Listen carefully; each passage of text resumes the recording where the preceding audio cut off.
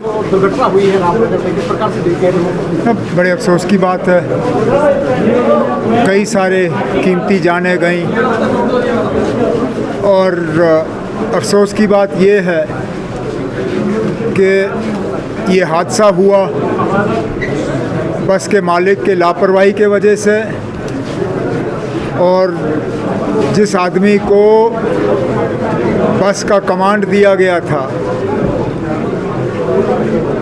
जो इस बस का असली ड्राइवर था नहीं, असली ड्राइवर छुट्टी पे जाने के वजह से बस के मालिक ने एक ऐसे बंदे को स्टीयरिंग थमा दिया जो कल तक ट्रक चला रहा था।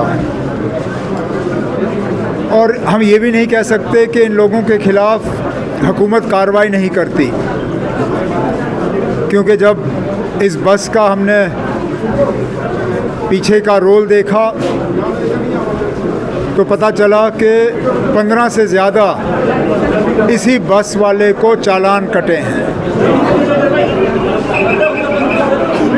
अब डीसी साहब ने इंक्वायरी बिठा दी है। हमारे एक सीनियर अफसर जो हैं इस हादसे की तहकीकात कर रहे हैं। तहकीकात हो जाने दीजिए, अफसर का रिपोर्ट आ जाएगा, उसके बाद उनमें उस रिपोर्ट में जो रिकमेंडेशंस होंगे, रिकमेंडेशंस पे अमल किया जाएगा। ना, रोड में कोई कमी नहीं थी। आप अगर फ़ोटो देखें, रोड के अगर हालात ख़राब होते तो शायद ये हादसा होता नहीं, क्योंकि उस बस को फिर मजबूरन आहिस्ता चलना पड़ता। मुसीबत ये है कि हम सड़क तो ठीक करते हैं, लेकिन गाड़ी चलाने वालों के दिमाग हम ठीक नहीं कर सकते। वो रॉन्ग साइड पे गाड़ी चलाएंगे, स्पीड ज़्यादा करेंगे, ओवरलोडिंग ज़्यादा करेंगे। अब चलिए, हुकूमत अपनी ज़िम्मेदारी जो है हम निभाएंगे, लेकिन इन लोगों को भी, जो बस के मालिक हैं, जो बस के ड्राइवर हैं, कुछ हद तक इनको भी अपनी ज़िम्मेदारी समझनी चाहिए और इनको भी ओवरलोडिंग और स्पीडिंग जो है उससे जो है उन हरकतों से बाज आना चाहिए। गाड़ी को 15 चालान हो चुके थे और वो पूरी सड़क पर भाग रही थी, किसी को भी अकाउंटेबल तक नहीं है। अकाउंटेबल अगर उसको चालान नहीं हुए होते तो अकाउंटेबल कहाँ नहीं होता वो। लेकिन ये भी है ना, चलिए 1 मिनट के लिए अकाउंटेबल करके हम उसकी गाड़ी सड़क से उठा देते, फिर क्या होता? जो बाकी गाड़ियाँ सड़क पर रह गए उनको और ज़्यादा ओवरलोडिंग हो जाता। फिर यही लोग जो हैं हुकूमत के पीछे भागना शुरू कर जाते हैं कि गाड़ी को छोड़ दीजिए, गाड़ी को चलने दीजिए। हमें बैलेंस करना पड़ता है, लेकिन जैसे मैंने कहा, अफसर का रिपोर्ट आने दीजिए, उसमें जो भी रिकमेंडेशंस हैं, रिकमेंडेशंस पे अमल किया जाएगा। हादसा 2025 में पहलगाम में हुआ था, किस प्रकार से देखते हैं अब 1 साल के बाद? आज का दिन हम सबको बहुत भारी पड़ता है, क्योंकि आज हम वो पहलगाम का अफसोसनाक वाक़या जो है उसको याद करते हैं।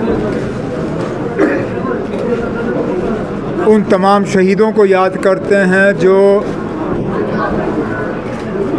गोलियों के शिकार हुए, जिनका कोई कसूर नहीं था।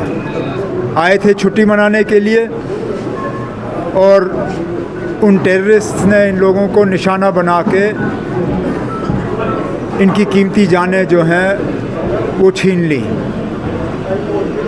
हम सब आज भी उनके गम में शामिल हैं।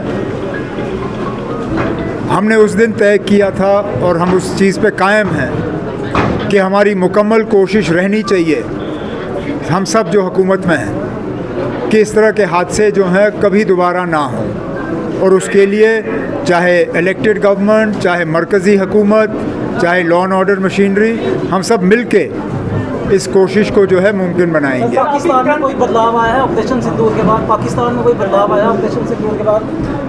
ना, वो तो आपको उन लोगों से पूछना होगा जिनके पास इस तरह की इंटेलिजेंस रिपोर्ट्स आ जाती हैं।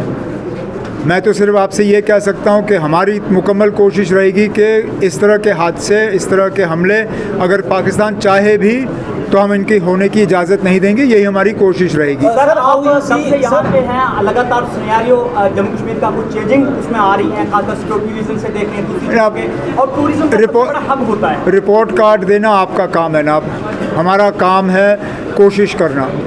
हमारी कोशिश है कि हालात ठीक रहें। ये सही है कि पिछले साल के मुकाबले अभी भी पहलगाम के हमले का टूरिज़्म पे थोड़ा बहुत असर रहा है, लेकिन